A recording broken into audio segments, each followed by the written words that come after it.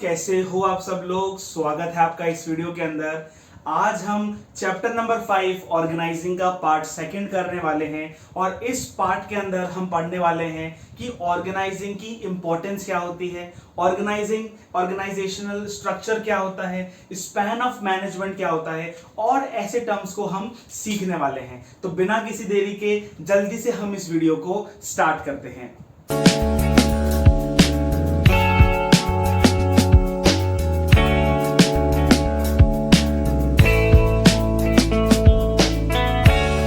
आज इस पार्ट में हम ऑर्गेनाइजिंग की इंपॉर्टेंस को समझने वाले हैं। पिछले पार्ट्स में पार्ट 1 में हमने व्हाट इज ऑर्गेनाइजिंग यानी ऑर्गेनाइजिंग का मतलब क्या होता है वो हमने समझ लिया था और मैं होप करता हूं आपने वो वीडियो देखी है। नहीं देखी हो तो डिस्क्रिप्शन में जाओ, मैंने बिजनेस स्टडीज की प्लेलिस्ट का लिंक वहां पे अटैच कर रखा है। जाके step by step part by part आप पढ़ो जिससे आपको हर चीज में क्लैरिटी आए और कंफ्यूजन क्रिएट नहीं हो। जब भी आप लेक्चर्स को देखो अपने बुक को अपने सामने खोल के रखो और जो भी इंपॉर्टेंट कीवर्ड्स आपको लगते हैं उसी समय अंडरलाइन कर लो या फिर कॉपी में उनको लिख लो। आपको ये हेल्प करेगा रिवीजन करने के लिए। जल्दी से हम देखते हैं ऑर्गेनाइजिंग के इंपॉर्टेंस क्या है। Importance of organising, importance of organising पहले हमको समझने की जरूरत है। सबसे पहले आप समझो कि जो ऑर्गेनाइजिंग में हमने डिपार्टमेंट्स बना दिए थे उसके अंदर हमने बहुत सारी जॉब्स क्रिएट कर दी थी, हमने क्रिएट कर दी थी। अब मुझे बताओ, हमने सबसे पहले एग्जांपल लिया था प्रोडक्ट डिजाइनर क्या होता है? जो प्रोडक्ट्स को डिजाइन करता है, ठीक है, प्रोडक्ट्स को डिजाइन करता है कि प्रोडक्ट्स कैसे होंगे, कैसी उनकी शेप होगी, है ना। जैसे शर्ट्स डिजाइन होते हैं, ठीक है, हम जानते हैं, ठीक है। तो प्रोडक्ट डिजाइनर की जो जॉब होगी, मुझे बताओ, जब प्रोडक्ट डिजाइनर इस जॉब को बार बार करता जाएगा, बार बार वो शर्ट्स को डिजाइन कर रहा है, न्यू आइडियाज वो लेकर आ रहा है शर्ट्स को डिजाइन करने के लिए, तो मुझे बताओ वो जो प्रोडक्ट डिजाइनर होगा वो अपनी जॉब के अंदर स्पेशलाइज्ड हो जाएगा या नहीं हो जाएगा? अगर मैं आपको बार बार एक ही चैप्टर पढ़ाऊं, है ना, तो उस चैप्टर के अंदर मैं स्पेशलाइज्ड हो जाऊंगा और फिर मैं वो चैप्टर किसी को भी पढ़ा सकता हूं, ठीक है। एक चैप्टर को जितनी बार आप रिवाइज करोगे उस चैप्टर के आप स्पेशलाइज्ड हो जाओगे, ठीक है बच्चों। इसलिए यहां पे लिख रखा है कि इंपॉर्टेंस क्या है? स्पेशलाइजेशन। क्योंकि जब एक व्यक्ति उस काम को बार बार करता जाता है तो वो उस काम का एक स्पेशलाइज्ड पर्सनल हो जाता है। तो ये पॉइंट क्लियर हो गया है, ठीक है बच्चों। सेकंड है क्लैरिटी इन वर्किंग रिलेशनशिप। अब मुझे बताओ, जो प्रोडक्ट डिजाइनर है वो किसको रिपोर्ट कर रहा है? हेड को रिपोर्ट कर रहा है। कौन से हेड को? मैन्युफैक्चरिंग हेड को रिपोर्ट कर रहा है, ठीक है। जब वो मैन्युफैक्चरिंग हेड को रिपोर्ट कर रहा है तो आप मुझे बताओ, जो प्रोडक्ट डिजाइनर है ना उसके मन में अब कोई भी कंफ्यूजन नहीं है। क्यों कंफ्यूजन नहीं है? क्योंकि प्रोडक्ट डिजाइनर को ये पता है कि आज मुझे ये काम करना है, मुझसे कुछ गलती हो गई तो मुझे मेरे मैनेजर के पास जाना है। मुझे कुछ भी समझ में नहीं आ रहा तो मुझे कहां जाना है? मैनेजर के पास जाना है, ठीक है। मुझे कुछ भी काम से रिलेटेड समझ में नहीं आ रहा या फिर मुझे कुछ अप्रूवल लेना है, कहां जाना है? मैनेजर के पास जाना है। यानी कि मुझे मेरा जो वर्किंग रिलेशन है कि मुझे किसको रिपोर्ट करना है, कौन मुझे ऑर्डर्स देगा, ये मेरा पूरी तरीके से डिफाइंड है। तो एक मेरे मन में क्लैरिटी आएगी, कंफ्यूजन नहीं होगी कि कौन मुझे काम बताएगा, कौन मुझे वर्क देगा और मैं किसको रिपोर्ट करूं कि काम मेरा पूरा हो गया है, ठीक है बच्चों। तो क्लैरिटी इन वर्किंग रिलेशनशिप्स आप लिख दो, कीवर्ड याद कर लेना, कंफ्यूजन नहीं होगी, क्लैरिटी होगी। थर्ड पॉइंट आ जाता है ऑप्टिमम यूटिलाइजेशन ऑफ रिसोर्सेज। देखो ये एक ऐसा पॉइंट है जो कहीं पर भी आप लिख सकते हो और मैनेजमेंट, जब तक आप मैनेजमेंट पढ़ रहे हो, जब तक बिजनेस स्टडीज आप पढ़ रहे हो, चाहे से क्लास 12th है, चाहे से बीबीए बीकॉम जो भी आपको आगे करना है, ये पॉइंट आपके साथ हमेशा आएगा। चाहे से उसको इंपॉर्टेंस में लगा दो या फिर फीचर्स में लगा दो। क्या लिखना है? Optimum utilisation of resources. हम जानते हैं जो भी मैन पावर है, जो भी रिसोर्सेज हमारे पास है, उसका ऑप्टिमम यूटिलाइजेशन यानी सही तरीके से उसको कार्य में लाना और सही तरीके से उसको यूटिलाइज करना, ये हमारे लिए बहुत जरूरी टास्क है। ठीक है। फोर्थ आ जाता है इफेक्टिव एडमिनिस्ट्रेशन। क्या होता है, जब आप एक ऐसा स्ट्रक्चर बना देते हो, तो क्या होता है आपके लिए इजी होता है, आपके लिए लोगों को एडमिनिस्ट्रेशन करना, आपको मैनेजमेंट करना बहुत इजी हो जाता है। क्यों? अभी जैसे बताओ, अगर एक प्रिंसिपल है, प्रिंसिपल को पता है कि आपको मैथ्स कौन से टीचर पढ़ाएगा, प्रिंसिपल को पता है कि कैंटीन में क्या चल रहा है, प्रिंसिपल को सारा सब कुछ पता है, लेकिन वो खुद कुछ काम नहीं कर रहा। वो क्या कर रहे हैं? वो सिर्फ ओवरसी कर रहे हैं। क्यों वो ओवरसी कर पा रहे हैं? क्योंकि उन्होंने बहुत सारे डिपार्टमेंट्स बना दिए हैं। ठीक है, बहुत सारे टीचर्स को जॉब असाइन कर दी है। ठीक है, स्पोर्ट्स डांसिंग सब चीज प्रिंसिपल ने ऑर्गेनाइज कर रखी है, इसलिए अब उनको खुद को काम नहीं करना पड़ता, लेकिन अब उनको सिर्फ एडमिनिस्ट्रेशन करना होता है, यानी कि उनको सिर्फ ओवरसी करना होता है, देखना होता है कि लोग बाग काम कैसे कर रहे हैं। और अब सिर्फ जब उनको देखना है तो क्या होता है, उनका जो एडमिनिस्ट्रेशन है वो बहुत इजी हो जाता है, क्योंकि उनको हर छोटी छोटी चीजों में काम करना और हर छोटी छोटी चीजों में उनको आने की जरूरत नहीं है। ठीक है बच्चों। फिफ्थ देखो, जब इफेक्टिव एडमिनिस्ट्रेशन हो रहा है तो एक्सपेंशन एंड ग्रोथ भी तो होगा। अब मुझे बताओ, प्रिंसिपल का ये ध्यान नहीं है कि मैथ्स का टीचर आपका कौन होगा, प्रिंसिपल को अब ये ध्यान है कि अब हम स्कूल को कैसे एक्सपैंड कर सकते हैं और अब हम कैसे नेक्स्ट लेवल ग्रोथ को अचीव कर सकते हैं। अगर जो टॉप लेवल मैनेजमेंट है, अगर वो वर्कर्स के बारे में ही सोचता रहेगा, अगर वो छोटी छोटी चीजों को अरेंज करने के बारे में ही सोचता रहेगा, अगर वो लोगों की कंप्लेंट्स ही सुनते रहेंगे, तो वो कैसे ग्रो होंगे और कैसे अपनी ऑर्गेनाइजेशन को एक्सपैंड करेंगे। ठीक है बच्चों। 6 पॉइंट आ जाता है डेवलपमेंट ऑफ पर्सोनल्स। यानी कि अब मुझे बताओ, जो प्रोडक्ट डिजाइनर है क्योंकि ये काम को बार बार कर रहा है, इसलिए स्पेशलाइज तो हो गया। ठीक है। दूसरा, अब देखो क्या है, क्योंकि अब हर चीज के लिए हमने छोटी छोटी जॉब्स बना रखी है, हर चीज के लिए छोटी छोटी जॉब्स बना रखी है। अब जो पैकेजिंग का लोड है, जो पैकेजिंग है, प्रोडक्ट की पैकेजिंग है, वो प्रोडक्ट डिजाइनर को नहीं करनी है।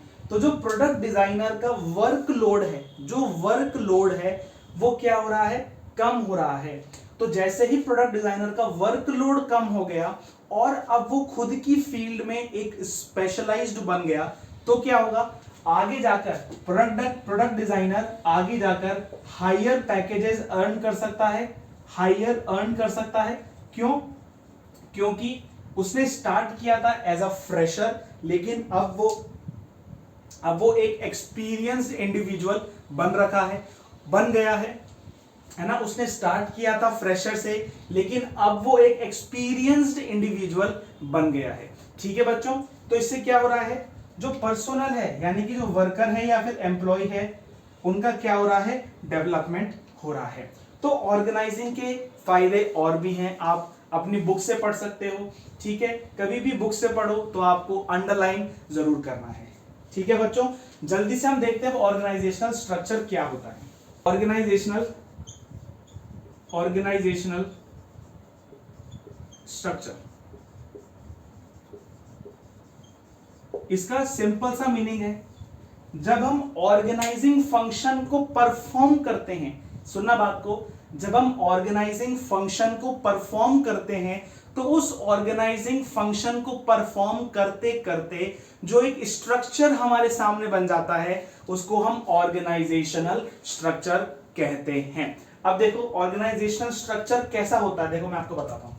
सबसे पहले यहां पे कोई सीईओ होगा या फिर फाउंडर होगा। ठीक है, फाउंडर होगा। ठीक है, अब क्या होंगे, उनके नीचे एक मैनेजर होगा, जो होगा जनरल मैनेजर होगा। और क्या होगा, अब उनके नीचे बहुत सारे डिपार्टमेंट्स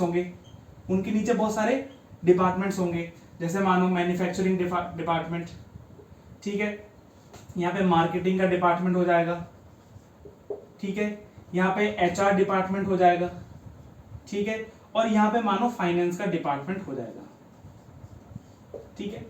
अब मैन्युफैक्चरिंग के डिपार्टमेंट में प्रोडक्ट डिजाइनर हो जाएगा, ठीक है, पैकेजिंग वाला बंदा हो जाएगा, रॉ मटेरियल को लाने वाला बंदा हो जाएगा, है ना, वर्कर जो रॉ मटेरियल को या फिर एम्प्लॉय जो रॉ मटेरियल को अरेंज कराएगा।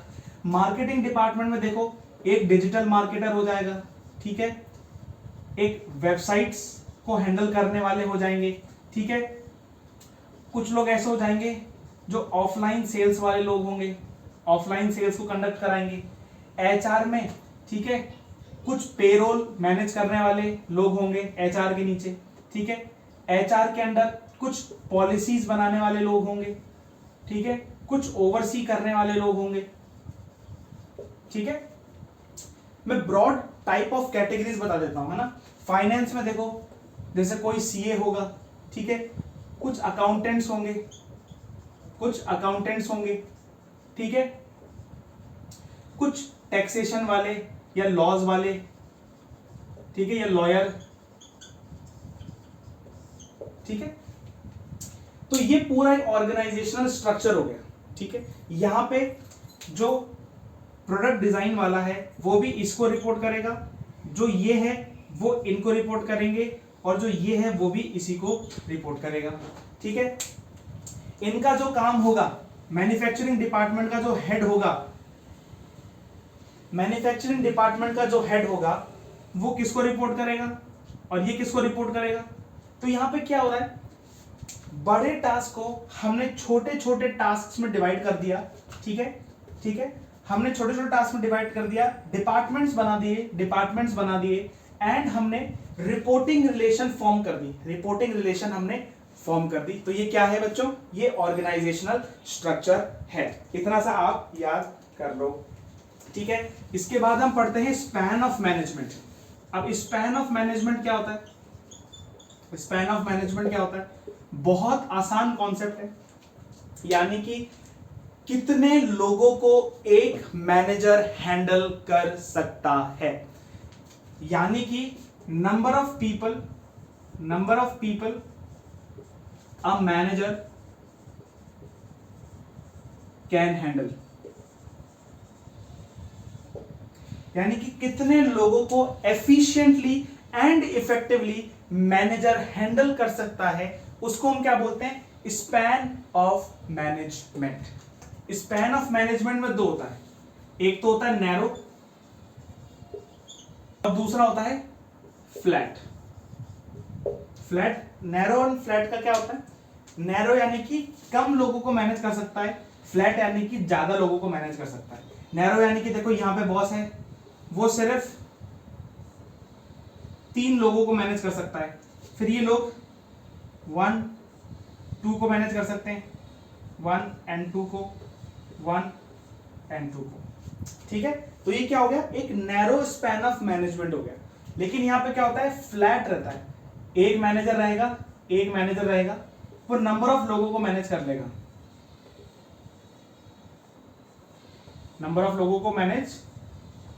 लेगा, ठीक है।